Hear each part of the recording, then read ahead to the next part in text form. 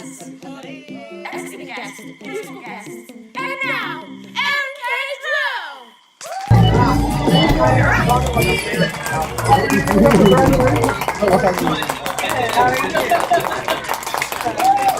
Hi guys.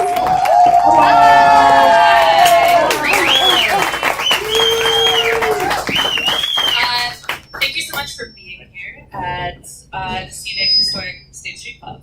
I'm really loud, so I don't usually feel the need to be amplified. But so in addition to delving into the minds of three charismatic and charming members of Indianapolis's art scene, I wanted to establish a few facts for you this evening. First of all, I want to answer the question of why here, why now, and why Putty. So, why here? Why at State Street? Why early evening?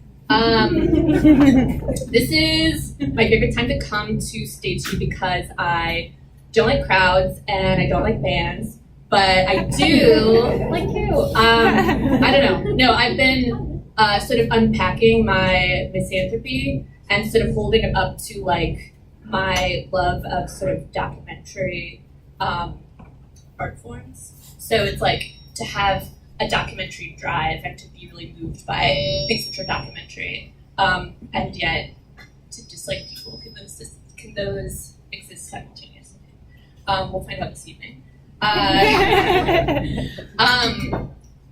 I realized it was sort of an extension of my desire to curate a conversation and kind of create this best case scenario bar chatter that I get to guide.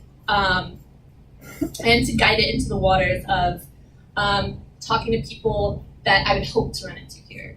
Kind of a conversation with many different people you wouldn't even necessarily see. So to bring them in and to subject you to that. So, anything else? No, that's good. Why putty? So I'm inspired by two forms of putty. The first is museum putty, which if anyone has worked in the industry, it has a strong role in the exhibition world. It literally adheres objects to pedestals in maybe a worst case scenario prepper fantasy. It's earthquake proof. It's malleable. It adheres to many surfaces. It's removable, but it's also invisible and sort of occupies this low role in high art. It always exists in its relationship to the institution. And so I over-identify with objects, and that's one of them. And so I'm interested in looking at the putty, like what does it mean to shift our gaze onto something that's usually invisible or that's usually uncelebrated. And then silly putty, you might have heard of. It's a novelty object. You might remember it from smashing it across Marmaduke's face and then sort of like stretching it, your Sunday comics. And so I was thinking that I could borrow the format of the talk show and sort of distend those tropes and forms for your entertainment. Also kind of an important part of my creative process and discovery is throwing things at the wall and just sort of seeing what sticks. So putty also is known to have good properties. And this will be experimental. My hope is that this can be sort of a monthly series and that'll grow and distend and move and absorb, and that we can sort of integrate the best qualities of putty and look at the things that are usually a little overlooked. So I've invited people that I find really fascinating today. The first person I will bring out is my good friend, former roommate, writer, mom, artist, general badass, Brelyn Flannelly.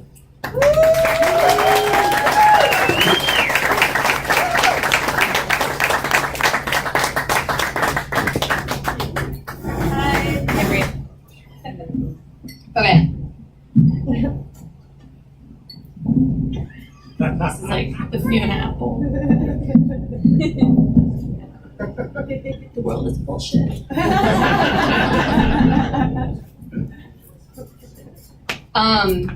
Parry, I wanted to have you on first because you're like my good friend, so it's like easy to talk to you. So I thought that maybe the first thing we could do is kind of introduce the context in which we know one another or how we met.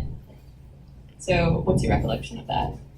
The first time we met was at reading, which was the Soft River reading that our good friend Wendy used to do before she moved to Bloomington to do grad school.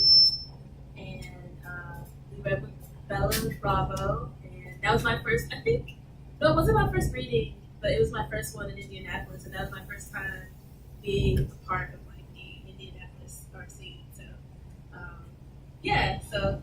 Oh, and it was at General Public Collective. And it was at General Public Collective. You got my attention because you read off your phone, and I thought that was like really, really cool. And you had really cool silver boots.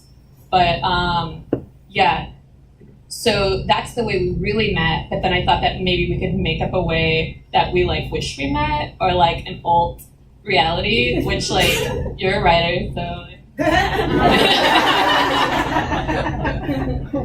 used to do this thing where like I would go to playgrounds at night with my friends, and then when I was living in Cottage Home, there was a playground across the street from me. So sometimes when I was drunk and it was like 2 a.m. and I was coming from like a show or something where I felt like really socially overwhelmed, I would just go to this playground. And it'd be cool if we like were both at the playground at the end of the night and just like whoa, at each other because we were both like, man, what a night. What's the best piece of playground equipment that isn't most disruptive to like your sense of nausea or like low gravity? Probably tubes. Like I like being able to just like curl up in a tube, but it has to be a big enough tube for an adult, of course. Right, not like ideally not a swing. Yeah, because like swings are cool because you can kind of like, even if you don't want to swing, you can still have like a little motion. So like that's cool for that, and it's fun to sit like on a swing with friends. But it hurts your butt. That's a thing too. Yeah, you can like also like pinch your fingers on the like the chains. Dangers really abound. But I'd like to return to that. But my old history was that I imagine that we like met at charm school. No. So the conversation about the swings is cool because it kind of gets into talking about objects and just kind of the design of the built world. And I know that you're a person. Okay, so we had a writing group briefly together, and I remember a prompt that you gave us was to imagine that your character had lost an object that was really important to them, and to kind of think about how they would behave, like if they had lost this object they were obsessed with. And my characters is of course like their iPhone. But but more vividly, I'm wondering, are there any objects in your life right now that are like meaningful or like particularly generative to your creative process right now? I have a lot of crystals, not like a lot, but like an amount of crystals. But I keep one in my like backpack. So like I think I like panic if my like crystals not in my backpack. I hope my crystals in my backpack right now. But oh right, we kind of talked about like the idea of like going around with a crystal, which I went to. We both gone to Iris camp, which we refer to as Gay Witch Camp. But and I really felt like a poser at the whole thing because I don't really get into woo. But I was given a crystal, and then I like walked around with it for the entire weekend, and I like sat on it, and like at the end of the weekend I had like a huge bruise on my butt, like which was a crystal bruise, which I thought was really like exciting. Hashtag crystal bruise. Yeah, hashtag crystal bruise. And you said you got one the other day, so yeah. But yeah. That seems important. Yeah. Was that a spider? Oh yeah, that one. Right. Yeah, the set dressers did a bang up job of finding objects that seem like they'd have significance but don't have any.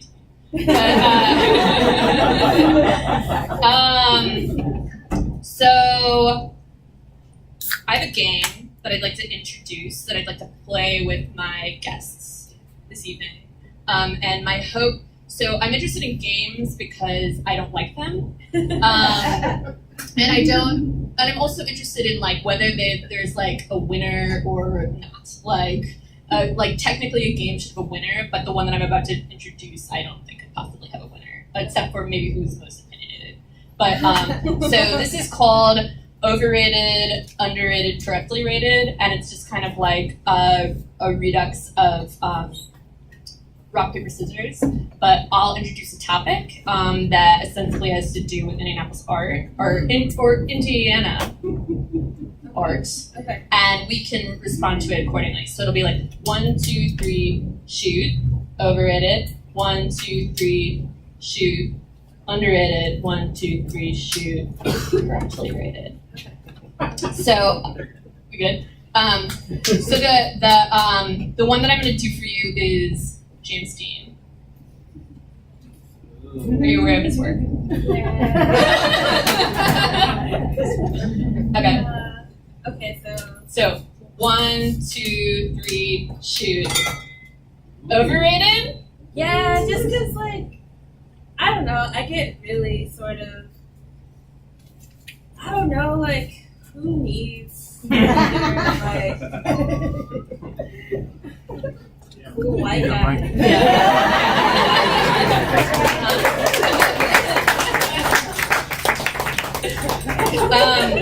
So I'm really interested in James Dean right now, and I really want to go to the Festi, and I really want to like pull up on the international like James Dean impersonators. But but I'm also interested in unpacking just like what it is, because like I recently had a colleague who's obsessed with James Dean, but she wasn't really able to identify like what it was about it. But like, what do you think? Just like dead, he's dead, like. I don't know. Like, Yeah, I guess he is like the actor Kurt Cobain. okay. Ooh. So I was gonna say, like, is there like someone else that we can like sub in there, like better, like hot dead, like badass, or? Yeah, probably Kurt Cobain. That would be Like, but even him, I started to be like I'm aware of like I'll always kind of have my teenage love for him, but like I also think he's overrated to another degree. He's cool white guy. An experience that I really enjoyed, and I think that you probably overlap with some of this, is we've taught at the same place at this queer teen drop-in center, and I got to have like a moment with a young teen who like revealed their like K records tattoo to me and was like, "Do you know what that means?" Good idea. Yeah. I also kind of wanted to bring in that topic because we had at one point worked on like baby daddy fan fiction, which was, would you like to explain that project? Yeah, I can't even remember who I was using for it, but it was just pretty much, for a while I just had this Tumblr where like, cause like one of my friends had this like, a girl a day Tumblr, and it was just so like, I felt like it was just like so objectifying. And it was just like all of the women were like super skinny, and like most of them were like light skinned with like a lot of weave, and like it was just kind of this thing where, well, I guess I can objectify men if I want, and like I'm trying to remember who was on the blog really, like probably people that I don't like anymore. Yeah, it was a couple of years ago. But what projects are you working on lately that you're excited about? I know that you have a Monster House Press book in the works. Yeah. I've been editing that, and that's been cool. I usually go to like Wildwood and pull out my laptop and like sit on the bar stools there, and I realize that it's kind of uncomfortable, but it also makes me feel like I have a creative life. Like if I had more time to like work on creative projects, I probably would do it there more often, just because it feels like, yeah, I went to Walmart and I had my laptop. But yeah. Is there a working title for your book yet? So the working title is #DarkDao, like it's a Taoism, but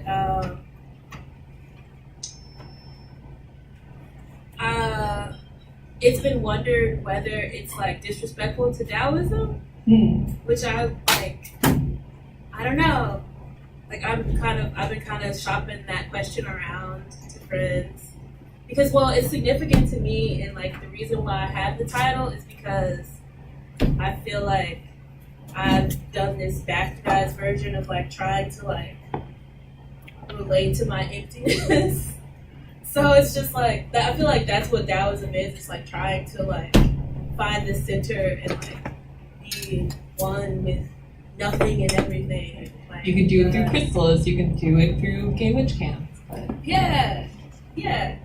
So that's the thing. I guess my backup title is Shiny Void. But there's also another book on Monster House Press that has the word void in it. So I don't know. cool.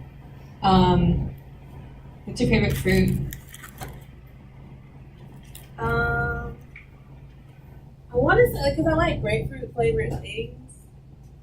I want to say grapefruit. I like grapefruit juice. I like grapefruit sometimes. I might just because there's one right there. Right. Never mind. That's fortuitous. If you'd like to take a grapefruit from this bowl, lately I've been going to the grocery store when I've been drinking, and I will buy a grapefruit because I think that it seems really adult, and I like to smell it. But they just sort of sit on my shelf and just like decay. But yeah, I'd like to offer you to take a fruit of your choosing. There's rambutans. We'll introduce those later, but yeah, and I think that'll be. Maybe later, because it seems like really composed. I don't want to it. Yeah. Okay. Well, thank you so much, Bree.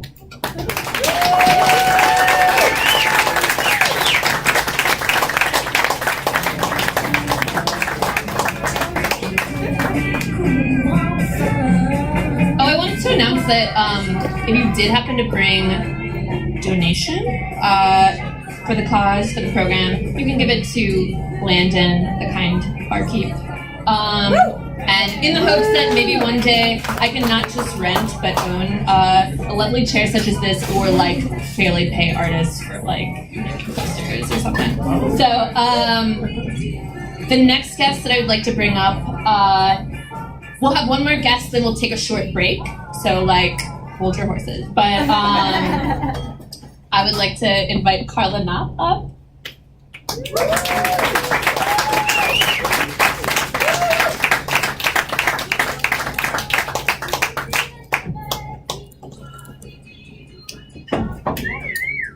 Yeah. Hi, Carla. I didn't do much of a introduction for you. I feel like self-describing is really weird, but also describing other people's accolades is fine. What I understand is that you make really incredible objects and paintings and performances. But I thought that maybe we could enter that through the context of this rambutan. Which I'd like to share with you right now. I'd like to share that experience with you. So, okay, this is a rambutan. This is the spiky fruit. I see what you did here. Right. So this fruit that I've included in the fruit bowl this evening reminds me, shares some qualities with art pieces that you've produced. Yes. Do you want to okay, so I've got a paring knife there. Do you want to enjoy a rambutan together? I don't know how. I have no idea. Okay, check it out. It's like a grape. Let's do it. It's like an overly complicated grape, but like a pit. So you just sort of hold along. Does it go anywhere? Yep. It's gonna go really well. Ooh. Oh, it doesn't feel. Artillery. Yeah. What do you want? You can just anywhere. Yeah. I feel like the people need to see what the fuck is happening with this. I kind of like that. This is you're giving me something to my hand. Drum roll. I know. This is working Yeah. real well. I think I may just be quiet and just peel all the fruit. I think quietly peeling a fruit as your talk show performance is pretty subversive. But I'm liking this so far. good. You're nailing it. So yeah, maybe we could do you want to hold that up and let people see where you're at? It's like a gross, it's like a glistening egg. I can't hold myself. No, please, why bother? Yeah. But there's a pit. This is really cool. They're good. Look at it just like that. Isn't it beautiful? Oh, wow. So, I don't mean to distract you, from your process, but, Amazing. And so there's pit inside. yeah. Yeah, you'd want to, do some peripheral, carving. Yep. Is this compelling? Would you like it to be more compelling? So. Do you feel okay, so I'm gonna make artists talk about objects because that's duh. What thank you. What's your favorite fruit before this? Well, this is, Yeah. I like all fruits, but I do like anything unusual. I think Right. It's just, I like raspberries. I like all fruits. All fruits is good fruits? Okay. Do you feel, just to be sort of expository, like we're in a one-act play? Oh, are we really doing that?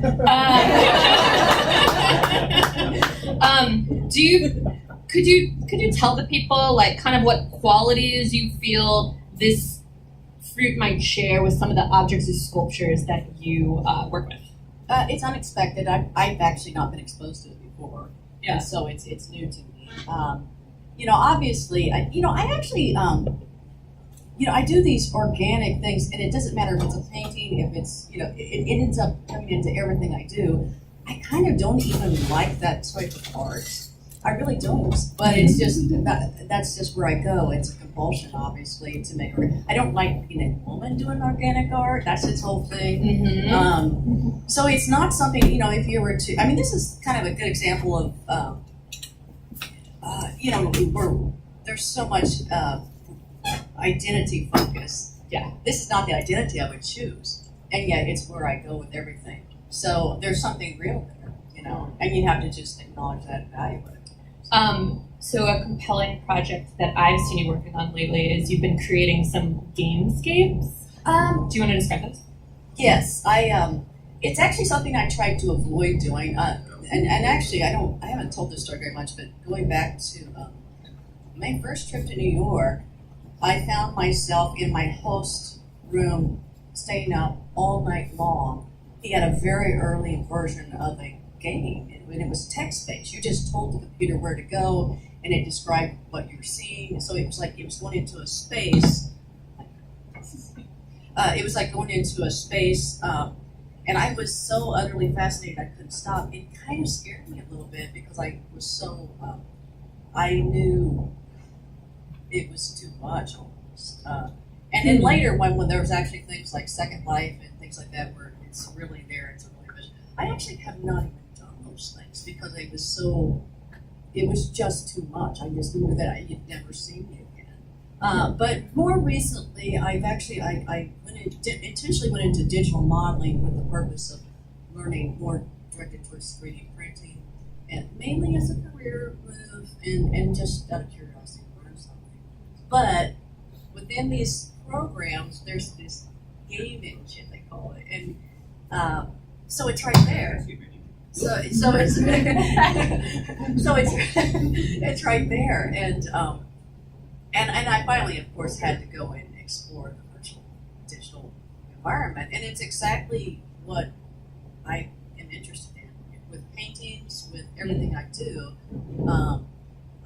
I wouldn't call it a fantasy world because it feels really real to me, but it's using your imagination. It's thinking and using your imagination visually, and that really is where I go. So that's where I'm still a little nervous about going too far into it, but it is. I do see it as, I think, the future of what I'll be doing.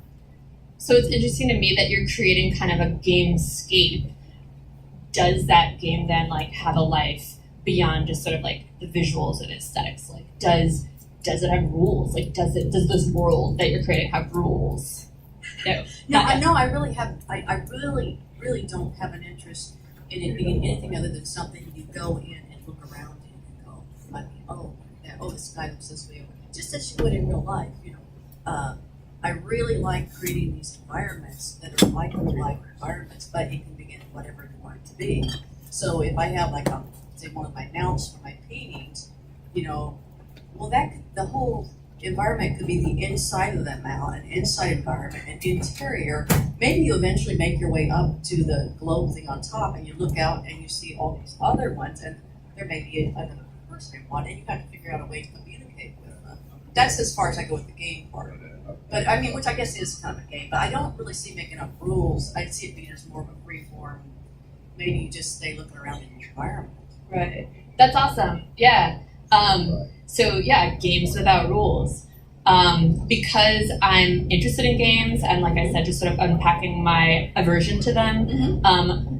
I don't like them either, by the way. Right. Oh gosh. Yeah. No, I thought I would ask you, what's your relationship to rules in general? And like as an artist, do you sort of adhere to any rules for your practice? Any sort of like guiding outlines, like, or just, yeah. How do you feel about rules? I want to use a line that a friend did, and it's just a flip line, but she's a gardener, and when another gardener said you can do this, you can't do that, her line is rules are for amateurs. Rules are for amateurs. And I thought, I just think it's a funny one. But I actually like certain types of, I don't know if it'd be rules, but certain types of restrictions, because, you know, you go through and then it opens up into something else when you restrict things. Right. But that's different from rules. I don't think it's like, can you think of any applications of that more concretely, where it's like you notice the restrictions and then you sort of push beyond them, or? Well, just, I mean, you know, I've been a painter for 2 decades, and then I over the last 5 or more years started doing other things. But just the whole, you know, just the whole painting, you know, some people think it's such a limited thing. It's just a 2-dimensional thing. You just go into your studio and do it. But it's like, no, those restrictions are great because I love the 2-dimensional framework of it, of a painting. It just seems like it's infinite what you can do in there. Whereas things that are more melded with real life, it becomes a little more fuzzy. I mean, it becomes a little less focused and a little less expansive once you go through the boundary. Right, the hard parameters of real life kind of makes me want to ask you about your relationship to jobs and work. I mean, I'm always interested in talking to artists just about like kind of where like their relationship to stability and adventure kind of like negotiates. But so could you describe, how about describe your worst job? My worst job, and I had a lot of them that are really interestingly bad, but I'll just go back real early because it's funny.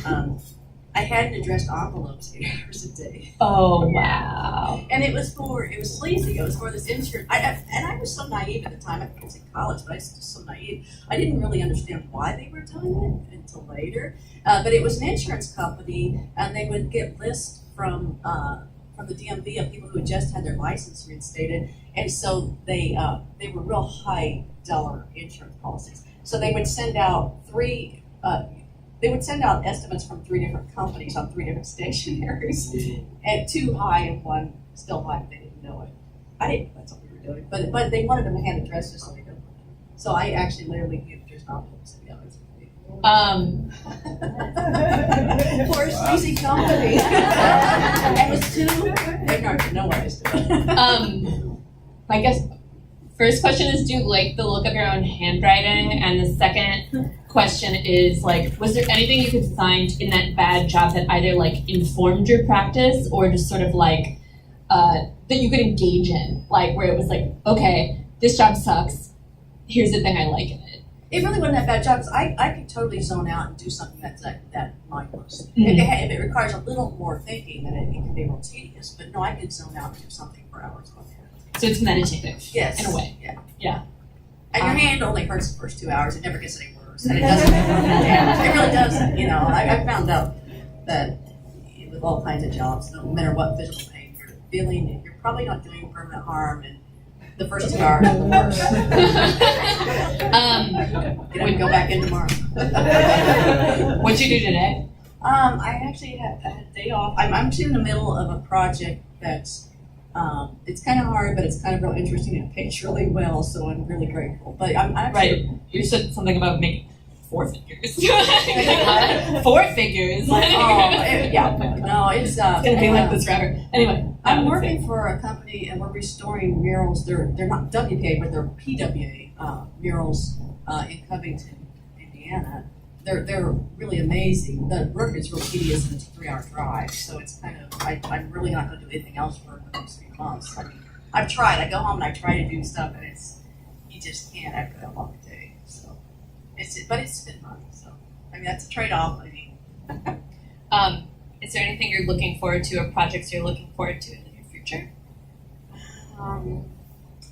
I thought I was going to I will continue with the environments, but I actually need all day, every day kind of concentration on those. So I just don't remember things real well, and so in a few months when I'm done with this project, I hope to get back to that. Thanks, Carla. Thank you. Yeah. Yes. If you want, I think I have enough Grammy fans that most of the people in the front row can have them. But yeah. Right. Throw them out the crowd. Okay, so we'll take like a little break, and then when we come back, we'll talk to Becky Wilson, and the band HEN will play. Thank you.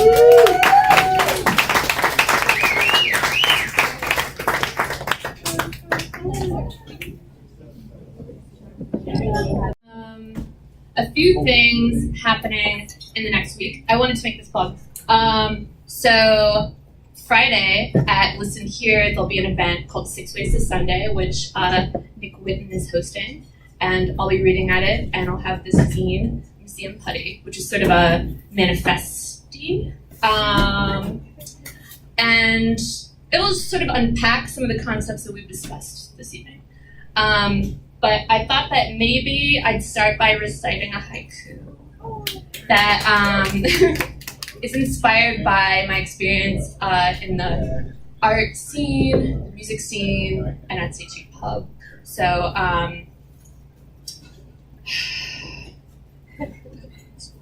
whenever a man art-splains the Ramones to me, I wanna not live. Thank you. My next guest, all the guests, and then HEN will play, is an effervescent and omnivorous artist, educator, curator, and just really engaging human being. I'd like to welcome Becky Wilson.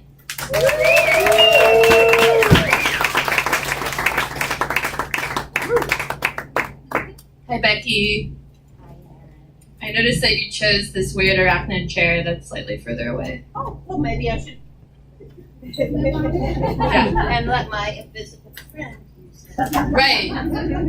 They could become visible at any time. Hey, Becky, what's your favorite fruit? I have this fruit bowl that's been like a useful tool so far in sort of unpacking concepts, so. I enjoy the cranberry. Really? I love the cranberry. Talk about that. Well, you can use it in so many different ways. You can use it in salad. You can use it in a cocktail. It's kind of festive for holidays. It's bitter. It's sweet. It's dried out. Yeah.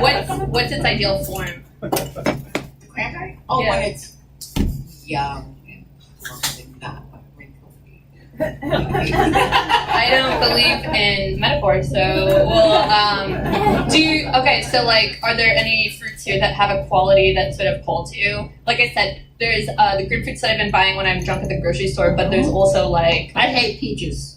really? I hate them. That's a controversial opinion. That's a hot take. It's the texture of the peach that gives me the willies. Really? Just touching that thing, I love the way it is inside, but I hate its surface. I Okay. just can't. It's like a chalkboard. Uh-huh. I mean, gosh, I feel like I take those things really seriously, like artists' sort of readings of these things sensorily and texturally. Like we're super sensitive to them. I'm just fine. Yeah. Does the Corinne? Okay. Yeah. No, I was gonna ask if you've made any art pieces that you feel like share similarities with that inhabit any of those qualities. Oh, sure. It's sweet and tart, and it's the juxtaposition of the different the fruit is wet on the inside, maybe dry on the outside, bumpy. It's a package full of surprises. Totally. I'm following you loud and clear. What'd you do today, Becky? We can okay, let's back up. What did I do today? Yes. Well, I woke up, cleaned up some dog food, which was delightful, not very fruity. Then I went to 10th Street Methodist Church to hang some children's art. Okay. And That's really significant. We actually know each other through an art education program, and that's significant. And I'll be following up on that a little bit later. But so, what was the best piece of children's art that you hung? the best piece I didn't hang, because I didn't hang, I won't be able to hang till Friday. Well, I went in to hang, but the floors were still wet. It's going to be the Mesoamerican glyphs that are just incredible. Describe a Mesoamerican glyph to me. It's a foreign language that is a pictogram. It's a glyph. It's not a it's kind of an alphabet, but it's carved in stone. It might be painted, but those did not. They didn't survive, and we made them we made faux glyphs. Oh, Dixie! We made faux glyphs. They are made out of materials that we might find here. We use styrofoam, we use sand, we use plaster, and made these faux glyphs. Okay, we're going to put in a grid, and they're going to be lovely. So to explain some context, Becky and I know each other from the art education realm. But I'm super curious because you're an amazing teacher. What good teaching has looked like in your life? What is a good art teacher? What's a bad art teacher? What have you sort of imported from or what's even a bad teacher? A bad art teacher is somebody who gives the kids the exact same the exact same materials and expect a cookie cutter product. They expect the kids to make product, not learn. I'd much rather spend my time teaching kids how to mix paint and make color than actually making a painting or a product. When you were a student, did you have teachers that fell more into the camp of expecting you to make a product, or was it more open-ended? I always had great art teachers. Really? So what did they do? What were their practices? They had freedom. They gave us some tools to use. They showed us some techniques, and then let us use our imagination and our individual skills. We weren't judged. It was more about expression. Okay, so to back it up a little bit, you were a Heron student, as was I, but in a different time. And I wanted to sort of give some historical context to the folks here about Gallery 431, which is a project that you were involved in, which was an artist-run space that was on Mass Ave. Skid Row. Okay.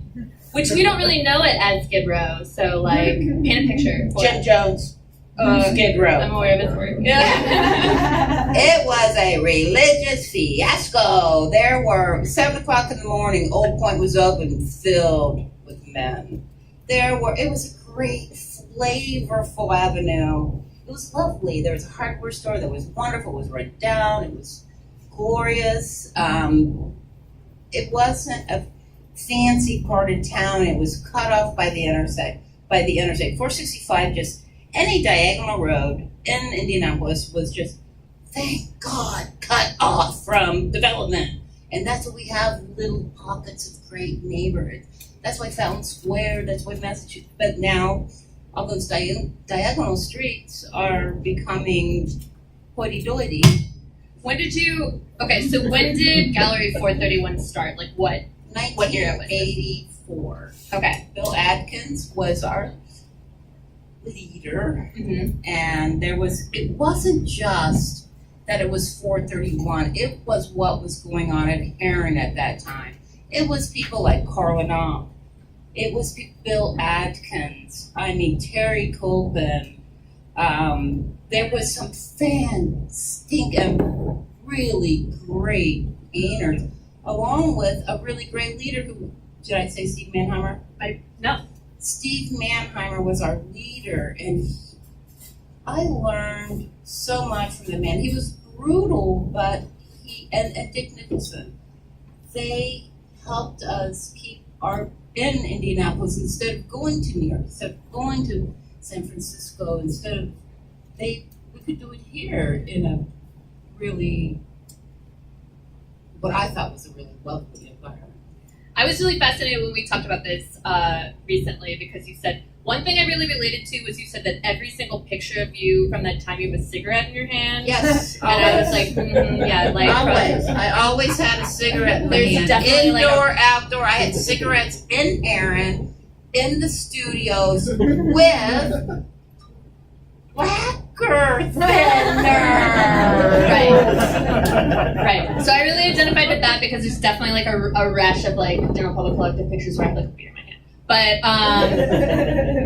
also you kind of put it into this moment where painting was really significant, and so I wondered if there was kind of like in the 1980s in Indianapolis, was there a built-in audience? Was there an expectation of an audience? Who were you making art for? Who were you showing art for? Well, we were right next door to the Chatterbox, which brought in some beautifully interesting patrons. It was the 80s. Painting was huge. We painted big because big was important. We painted ginormous. Right. And I learned more from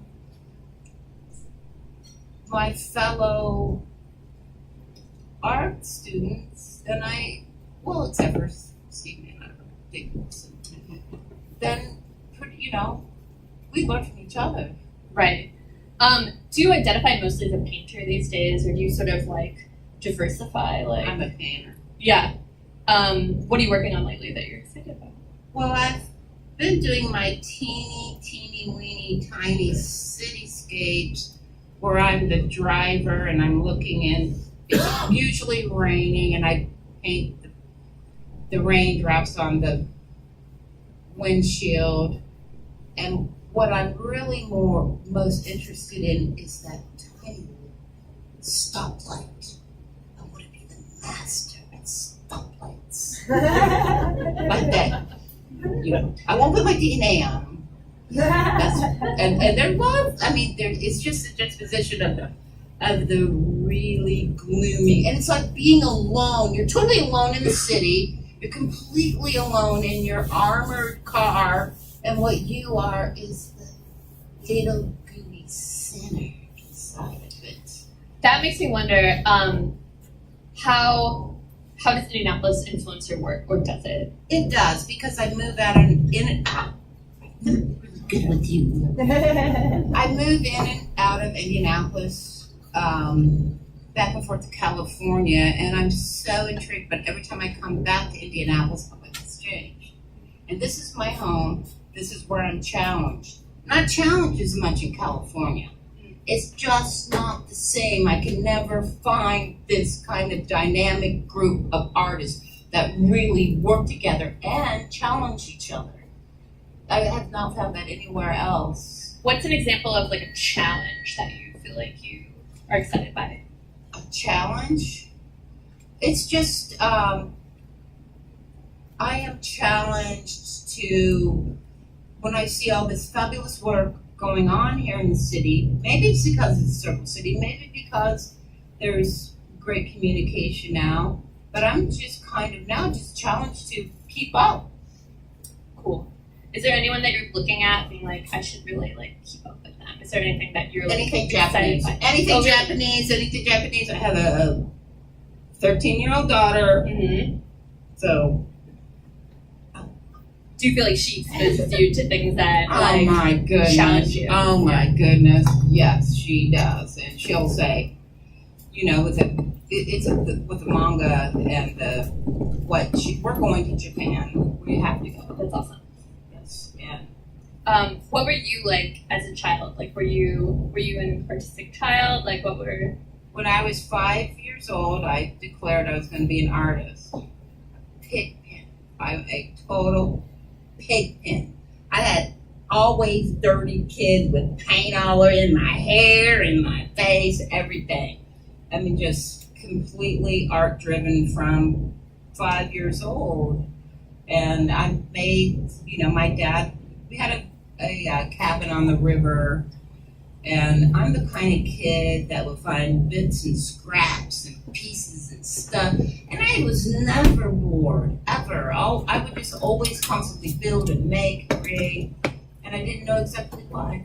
Is there anything that you specifically remember like building or making when you were a child? Well, I do remember my dad's a woodworker. And I got a hold of his chisels and started carving on his sign. That was for the Hooks Historical Pharmacy at the fairgrounds. I really didn't help him out. You like, oh cool, Then I wow. work on somebody else's work. He let you use the tools. That No. I was just down helping. Yeah, Ridiculous. that's exciting that was put into your hands. No, he didn't put it in my hands. I put it into my own hands. Right. Don't ever do that. Don't ever work on somebody else's piece. I guess maybe my last question for you is how do you balance kind of a sense of like adventure and a sense of stability? I mean, this is my question for like every artist ever. Essential adventure is doing things that I don't think I can do and doing them anyway. Just take it, say, oh, I don't think I can do it. Do it. Just do it. And you can't, you know, you only have one chance. When opportunities come to you, all you can do is fail. And that's sometimes the best way to learn. Do you have any questions for me? Take that. Yeah. No, absolutely. It matches my hair. Carla left there's all these leavings here, but Oh, she's in the prickly. Oh, what is not Carla? right. It's such Sure, really well, exciting. Carla and I have been together since 1980. Oh right. Yeah, that's awesome. You were both, like you said, involved with Gallery 431, but Yes, we're both founding members. I looked back at the pictures and did people just look? Did they all look cooler then? Like, We had better thrift stores. that makes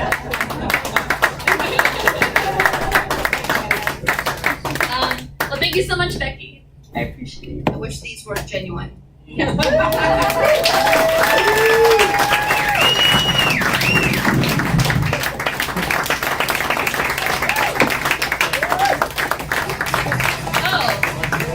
Very good, Will.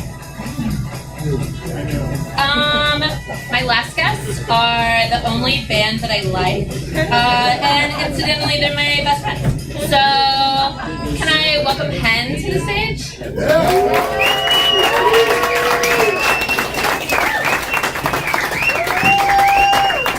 Becky Wilson on the stage again. Oh, yeah, that's important.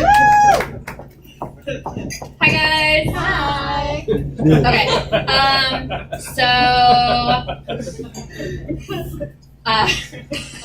My first question for you this evening. I thought that we could impact how we know each other, first of all. Because as I was making this Z tonight, which is probably like the sloppiest thing I've made in like a decade, I was remembering our school experiences together. Yes. So could you like describe that really briefly?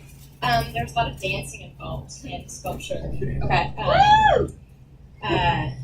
We met at Heron in the sculpture studio, and I just remember a lot of scraps of fabric and a lot of dancing and discussing using the eye sprinkler for a flash dance. Right. The eye wash, which is sort of like in case of emergency, would also be like a abrupt dance move, sort of vessel. I didn't do lever. that at school. Also, I know that we took a art book class together, and we Yes. both got A's, but our work wasn't shown because it was weird. Yeah, it was weird. Lisa, can we back it up to how we met or context for that? That's a challenging one. I think it happened kind of like it happens a lot where I would see you around, but the first time we almost met, I remember I was at IMA. I was a guard, and there's long, lonely hours as a guard standing in these galleries, like checking for beard hairs or brush hairs or whatever. And you waltzed in with somebody, and I was like, oh, here we go. I'm going to say hello, introduce myself, like seeing you around a bunch of stuff. I'm wearing this like boxy suit jacket, and as soon as like you, out of the corner of your eye, spot my, I'm assuming it's my ensemble, it's like jetted, and I heard you say, let's go to a gallery where we can touch some. I was like, yeah, I'll meet up with her later. No, I do actually remember that experience. It was like you were guarding the Rococo gallery, which was like sexy and over the top and stuff anyway, and we just wanted to like be bad. So like there was no way that we were gonna have like any. I felt that so much. So much I didn't call you in. So we're in a band now, and that's exciting. My question for you is a band a business? and to like sub question, what's your relationship to work like? Because we work together in multiple contexts. Relationship to work.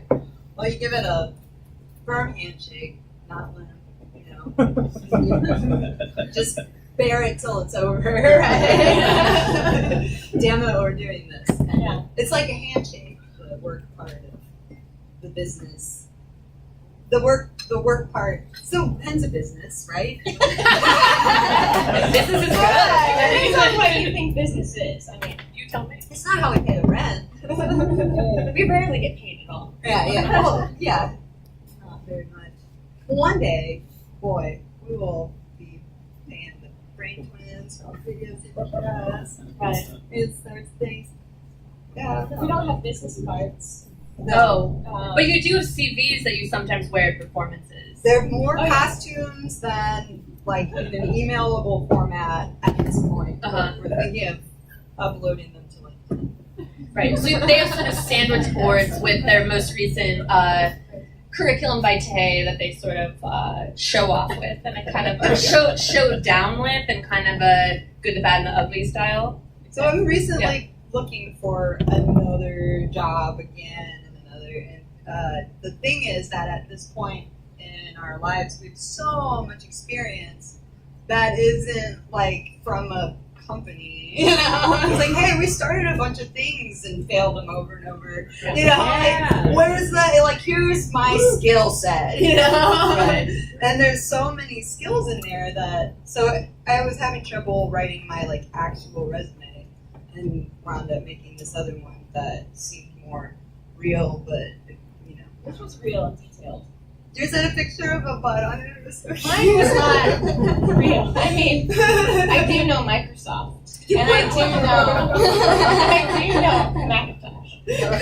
But Amy put her outfits on it, like, which is, I think, that's actually a good resume because, like, you want to just, like, see what they're about. And Amy's like, here's what I wear on these days. Yeah. And depending on which job. That's all you really need to know. tired really is like what Do you look good? Yeah. Something I talked about for a long time, a conceptual art project that I don't think has to exist, but just take it if you want, was to print one CV on t-shirts and then shoot them out on t-shirt guns at sporting events. So, t-shirt cannon. Because people who pay to see sports can hire you. Right. Or if there's just an auditorium situation, maybe this would be ideal. Like, just get them out. But just aim it for the front row, because that's Do you put your resume? Shoot the wound. Do you put your resume in terms of stats if that's the venue? Like I wouldn't know how, but I'm open to it. 0 and 4 with like art spaces. Teach me. But do you want to play a round of overrated, underrated, correctly rated? Okay. Gosh. Okay. So to refresh the rules, it's an update on rock paper scissors, and we'll do 1, 2, 3 shoot, and it's overrated, underrated, correctly rated. So, oh gosh, there's so many different places I could go with this. Ooh. I hope it don't hurt anyways. Can we put on All right. some wigs and like Right, no, there'll be no, let's just do, let's do alcoholism. I'll agree to that. Is this pertinent to the arts? No. Here, so overrated, underrated, correctly rated, and then we can just discuss why we think, and whoever has the strongest opinion wins. So, and 1, 2, 3, shoot. All right. Amy, I see that you've chosen underrated. Would you like to explain that? I'm getting serious here. I'm kidding. But, well, I think some people don't realize it's a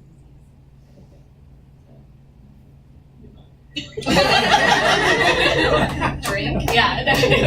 Lisa? Oh, I put correctly rated because when you're drinking, you just feel like you're right about everything. Whether it's like doom or triumph or like sleepiness or this is but you have this like replacement sort of it's like the validation juice or something. It can absolutely, you can see if that is the thing, but it run you into a little bit of chocolate yolk juice. I'll just take your word for it. How about, let's do one more. Let's do Vonnegut. Heard about him? Something else? Do we? No? No, what's the boss? Okay, so, 1, 2, 3, shoot. Brelyn, Woodkits, overrated? I read one. I'm not from Indiana, but he only lived here a little while. I read one. You know what I liked about Vonnegut was he had this character that had like your whole like you were like a caterpillar with your like baby body and your like right before you die body. I like that quite a bit. But I never went back, so he didn't really like hook me. But that doesn't mean it's not worth celebrating. Just like in Indiana, it's like Take good. Take what we got. Yeah. Again, is it Kurt Vonnegut Day again? Right. Amy, correctly rated? I mean, I think we'd be all right for what we got here. Right. It's about working with what you've got, and that's what we learned. So, you guys want to play some songs? Yeah. Okay, cool. You can offer something crude, or we can just pass it around to the crowd. That'd be nice. Try one. And I'll get out of your way, and you can do whatever it is you do. What's that called, Erin? Oh, that's a moon plum. I love plum. Yeah. I love the moon. All right. Here, pass this hand. And you're all adults, so pass these times.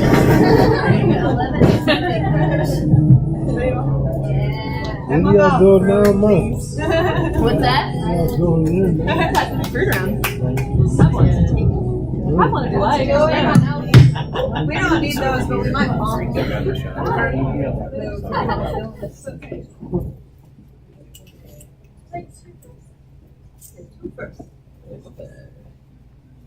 We're Han, we're from Indianapolis. Who said he worked?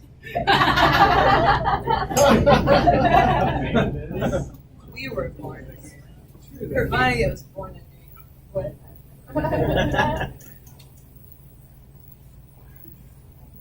I think I pushed it. No, I didn't. Maybe do I have to push the try? Well, try for facing to your right. Oh, push that. That's good.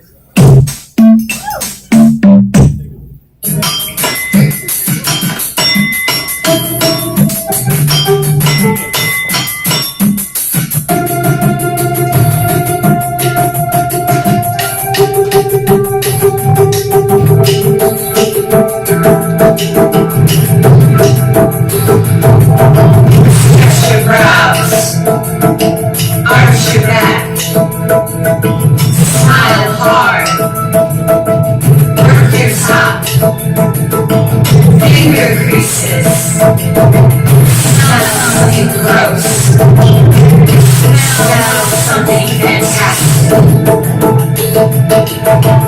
be realistic, cop a feel. Eat your munchies together. High from an animal. High from your uncle. Be still.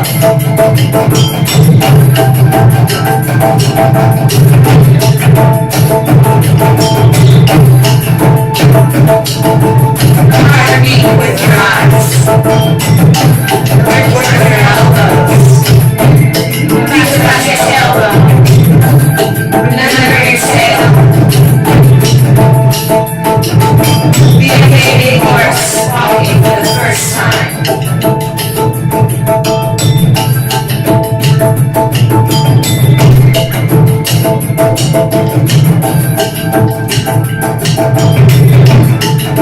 Be a teen for the first time.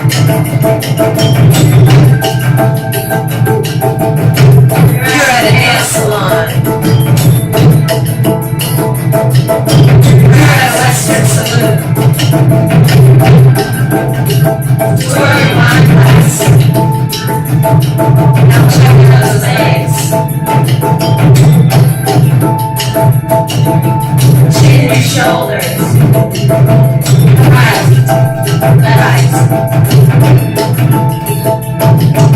Put on your bra. Go ahead, try it on.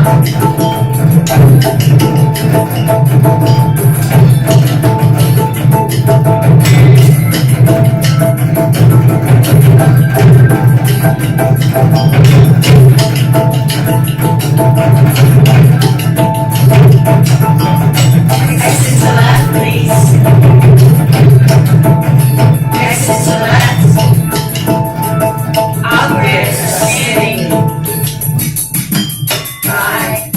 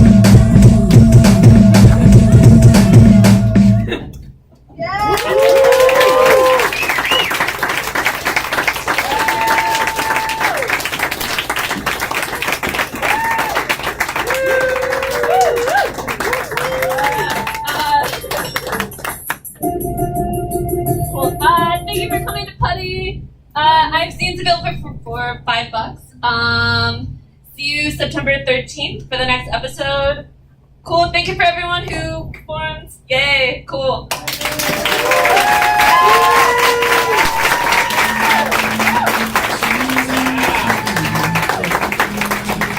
Choosing